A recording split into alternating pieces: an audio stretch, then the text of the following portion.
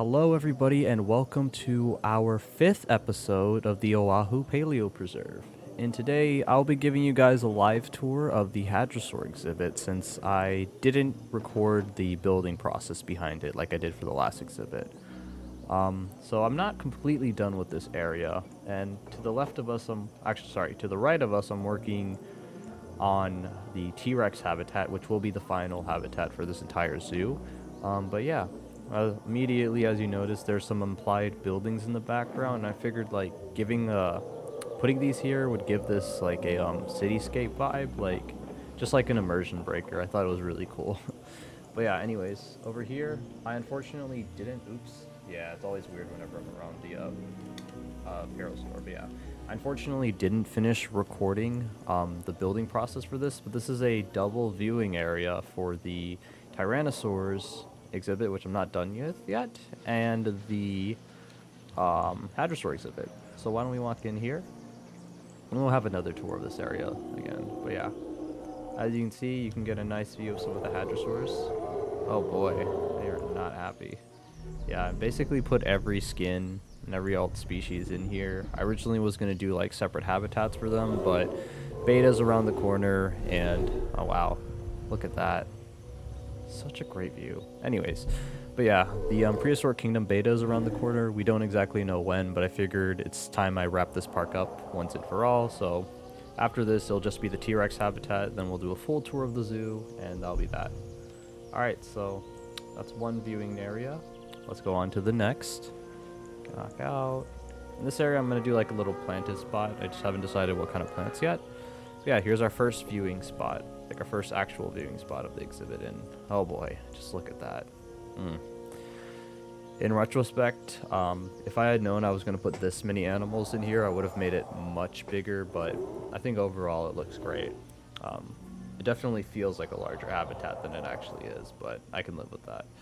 So yeah, we got our little Ugrunalik in the front, the chestnut Lambeosaurus, Irregalis, and of course, I had to bring him back. There he is. Look at him in all of his glory. So handsome. Yeah. Actually, let me check this real quick. Okay. Yeah, this is my favorite skin. In the next park, I'll just build a habitat just for these guys. And then I believe I'm gonna do it for the Irregalis. But yeah, I'll go into more details about what my future plans are for the beta park. But yeah. Yeah, let's just check these guys out a little more. Get another alternate viewing area here. Oh man, that's the Anectons. He is huge. Whoa, look at him. He's gigantic. I love it. And if you'll notice here, there's a moat. And what this does is that if there's ever, this kind of is like whenever you go to zoos and they have like the antelope on this side and the lion on the other side. And it's the same concept where like you have the Hadrosaurs on this side, then you have the T-Rex on the other side. I thought it would be really cool. In fact, why don't we bring one over? Ah, you're asleep. Where are the other ones? Oh, they're both in the barn. Nice. So I see how they're using this.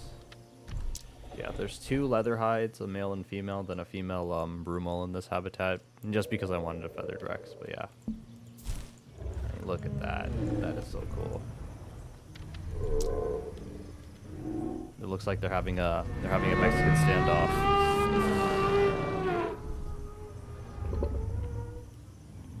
So yeah. Man, I cannot wait till like this whole zoo is done, you guys. And then I can't wait for like adding more animals like mammals and stuff. That's what I'm most excited for. But anyways, so we're done viewing the watering hole. Let's move on over here.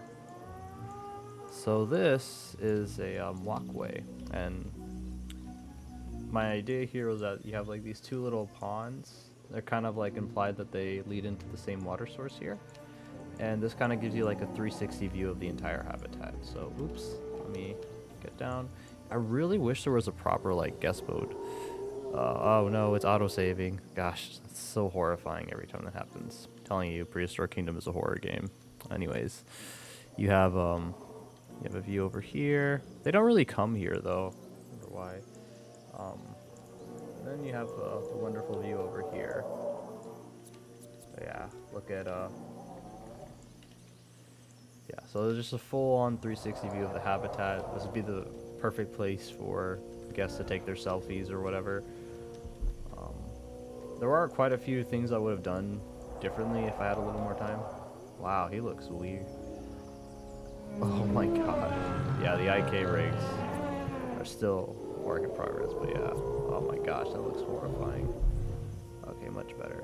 Yeah, God, I love how the animals look and move in this game. It's so great. But yeah. And then, last but not least, we have these shelters. I made one shelter and then I just copied and pasted over to the here and for the Rex just for sake of time. But I actually went in and tried to actually make it a little bit more realistic, so I added some support beams for the roof, a little backstage area for the so this is where the keepers would come in to check up on the animals. And then you have this huge banana plantation. Since the Lambeosaurus are frugivores, they eat fruit as well, so I figured yeah, you'd have to, in a park setting like this where like you have so many large animals that require large amounts of food, you'd want to grow as much of your own food as you can for them. And yeah, so this is an overview of the exhibit. I hope you guys enjoyed that, and on to some B-roll footage.